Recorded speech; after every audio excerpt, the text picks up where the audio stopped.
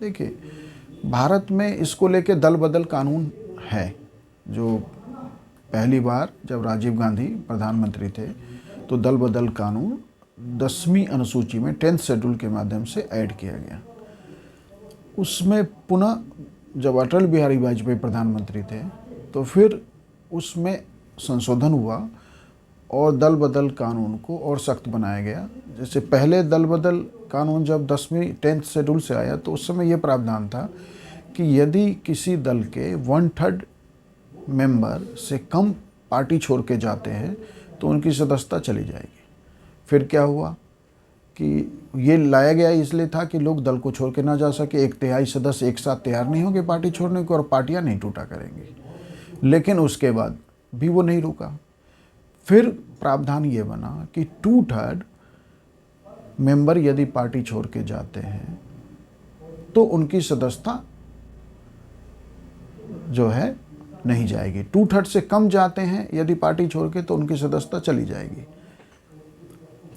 साथ साथ उसमें एक और प्रावधान जोड़ा गया कि यदि 2/3 सदस्य भी यदि किसी पार्टी को छोड़ के जाते हैं और जाने के बाद उनकी सदस्यता तो नहीं जाएगी यदि 2/3 हैं, फिर भी वो गुट या वो नई पार्टी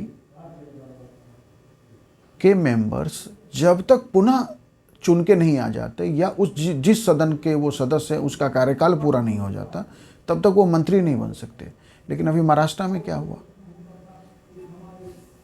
2/3 से अधिक गए लेकिन उनमें से कोई मंत्री नहीं बन सकता। मंत्री तो छोड़िए, एकनाथ शिंदे मुख्यमंत्री बन गए। तो दल बदल कानून जो है वो हमारे यहाँ जो कहते हैं ना, उसने अपना रिलेवेंस खो दिया है। जो कॉन्स्टिट्यूशनल सिस्टम है, जो संविधान है ना, वो एक तरह से हमारे देश में आप कह सकते हैं कि डिस्टॉर्ट हो गया। हमारा जो कॉन्स्टिट्यूशनल मैकेनिज्म है, कॉन्स्टिट्यूशनल सिस्टम है, वो डिस्टॉर्टेड है, हो गया है। इसलिए जो है, जैसे मैं एक आपको वो बताऊं कहानी, 2018 मई में कर्नाटक विधानसभा का चुनाव हुआ। उस समय सरकार कांग्रेस की थी, कांग्रेस को बहुमत नहीं मिला। पहले नंबर की दल के रूप में बीजेपी आई, दूसरे नंबर पे कांग्रेस, तीसरे पे जेडीएस, जनता दल सेकुलर, जिसके नेता एचडी कुमारस्वामी हैं।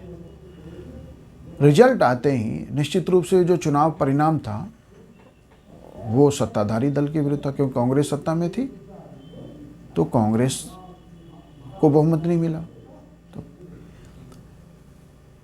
बीजेपी सबसे बड़ी पार्टी थी लेकिन बहुमत उसके साथ भी नहीं था।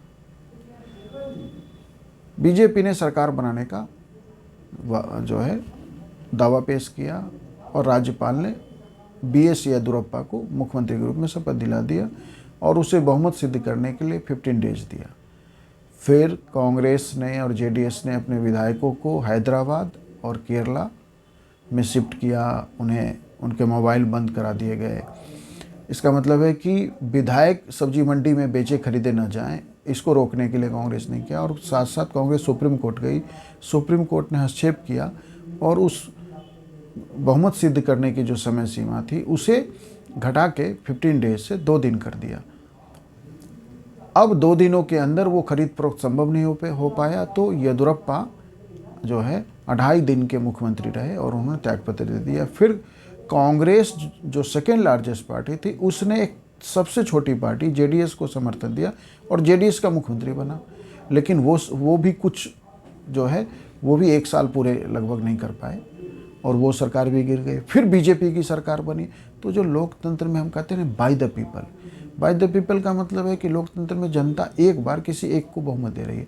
अब कर्नाटक में देखिए कि पहले बीजेपी की सरकार बनी, फिर कांग्रेस की सरकार बनी, पुनः बीजेपी की सरकार बनी। तो इसमें जो जनता इसने जो बाय द पीपल का जो थ्योरी है डेमोक्रेसी का, क्या वो लागू हुआ? वो पूरा हुआ नहीं। तो वैसे ही जो है इन 4 विधानसभा के जो रिजल्ट हैं, यदि स्पष्ट बहुमत होगा तो सामान्यतः सरकार बन जाती है। लेकिन यदि किसी दल को बहुमत नहीं मिला और यदि वहाँ 2 से अधिक दल हैं, जैसे मध्य प्रदेश में इसके चांसेस नहीं है, छत्तीसगढ़ में इसके चांसेस नहीं है और राजस्थान में भी चांसेस नहीं रहेंगे, क्योंकि ये 3 ऐसे राज्य हैं जहाँ स्पष्ट रूप से 2 पार्टियों के बीच का फाइट है।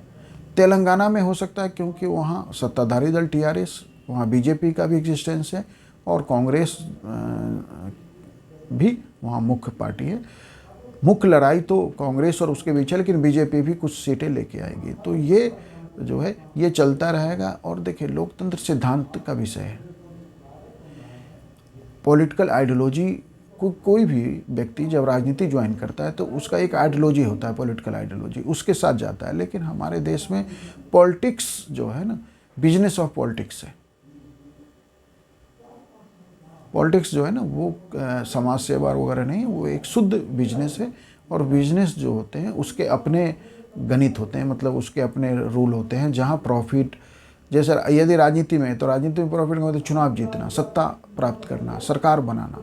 अब उसके लिए सभी तरह की फैसले किए जाते हैं, सारे काम किए जाते हैं। इसलिए ये चलता रहेगा जब तक राजनीति में लोग जो है व्यवसाय के दृष्टिकोण से जाते रहेंगे, जब तक राजनीति बिजनेस बना रहेगा, तब तक आप दल बदल कानून कर दें, कोई भी कर दें, किसी तरह अन्य व्यवस्था कर दें, ये सरकारें बनती और गिरती रहेंगी।